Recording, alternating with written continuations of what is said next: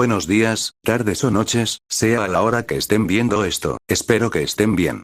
Paso a decirles que espero les guste esta historia. También aclaro que la historia es mía. Les estaré dejando mi Wattpad en la descripción.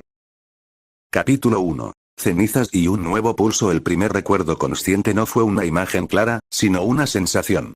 Un latido rítmico, opresivo, que no era el mío. Una luz cegadora que dolía en los ojos, pero que aún no podía procesar como luz. Y una voz, distante pero constante, que murmuraba nombres y promesas que no reconocía. El mundo anterior, el que había sido mi mundo, se había disuelto en un velo nebuloso, una serie de ecos desvanecidos que solo se presentaban como fragmentos de una experiencia ajena. Pero la conciencia, el yo, persistía. No estaba muriendo. Estaba naciendo de nuevo. El primer hito, el primer fragmento de coherencia, llegó a los 4 años. Estaba en un pequeño apartamento, el aire pesado con el olor a humedad y a un guiso de baja calidad. Mi madre, una mujer de rostro cansado pero manos firmes, me sostenía mientras mi padre, delgado y con una perpetua sombra de preocupación en los ojos, jugueteaba con una vieja antena parabólica en la ventana.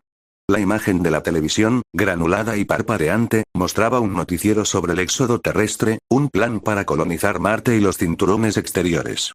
Ya en ese momento, la Tierra era un planeta enfermo, sobrepoblado, agotado. Las noticias hablaban de esperanza, pero las caras de mis padres contaban una historia diferente, la de la desesperación. Mi nombre era Miguel Soto. Había nacido en los barrios bajos de lo que quedaba de la Ciudad de México, una metrópolis que se extendía como una mancha de concreto y miseria bajo un cielo perpetuamente gris.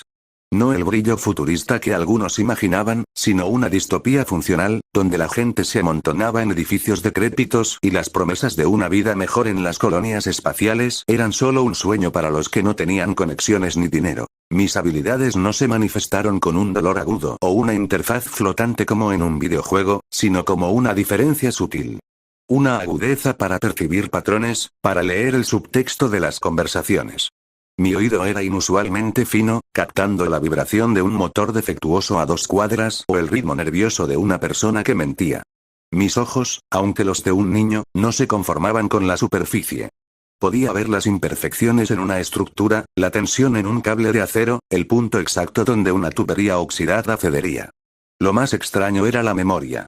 No era una memoria perfecta de mi vida anterior, pero sí una capacidad casi sobrenatural para retener detalles de mi nueva.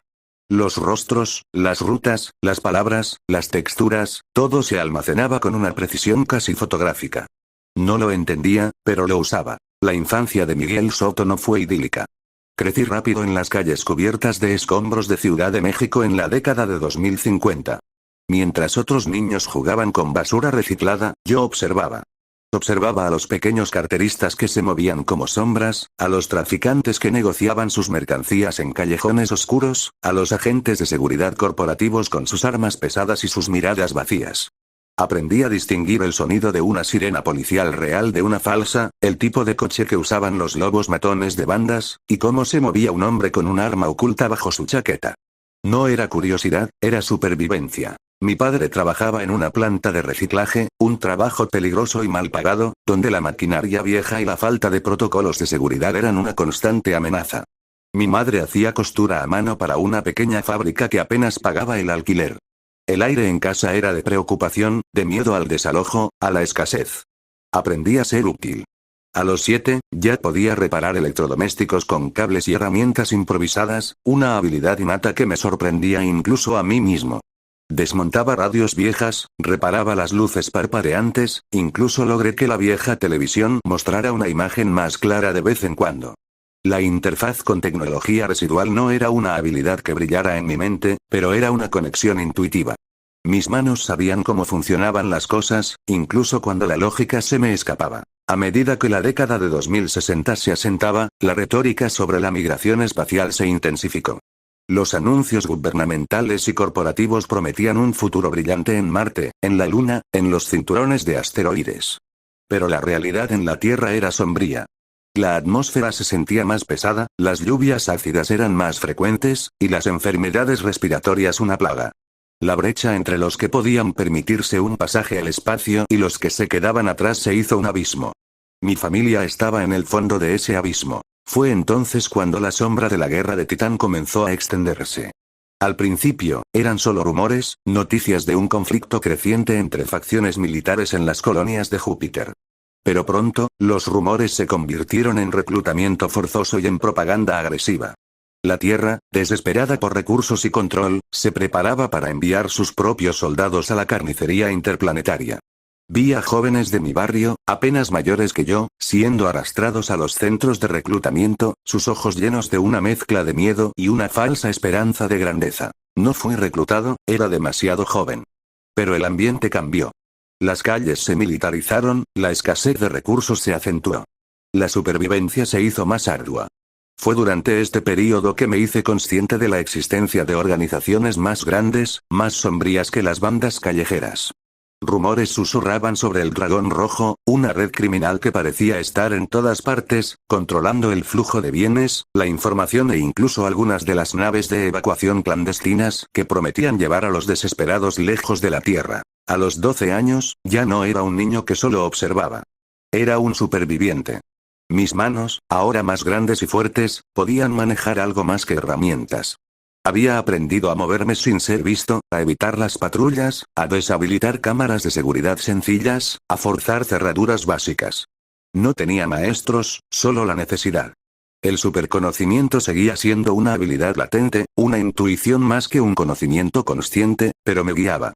Me decía qué calle evitar, qué conversación escuchar, dónde encontrar el repuesto que nadie más podía. Mi primer trabajo real no fue de cazador de recompensas, sino de mensajero. Un tipo grande y silencioso que regentaba un taller de reparación de naves, ilegal, por supuesto, en el barrio vecino, me vio una vez saltando por los tejados con una agilidad sorprendente. Me ofreció un puñado de Woolonks por llevar un paquete a un punto de entrega. El paquete era ligero, pero el peso de lo que contenía era inmenso. La sensación de que estaba cruzando una línea. Pero el dinero era real, y significaba comida para mis padres. Así empecé. No como un criminal, sino como un engranaje pequeño en una maquinaria mucho más grande. Mis rutas eran siempre distintas.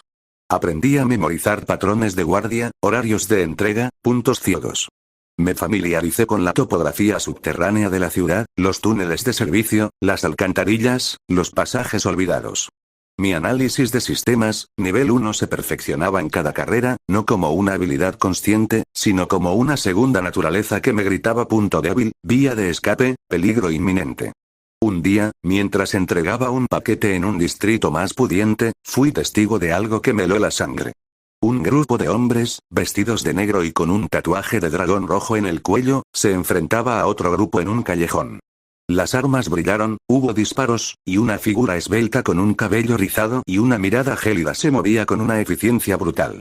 No supe su nombre entonces, pero esa silueta, esa agilidad asesina, se grabó en mi memoria.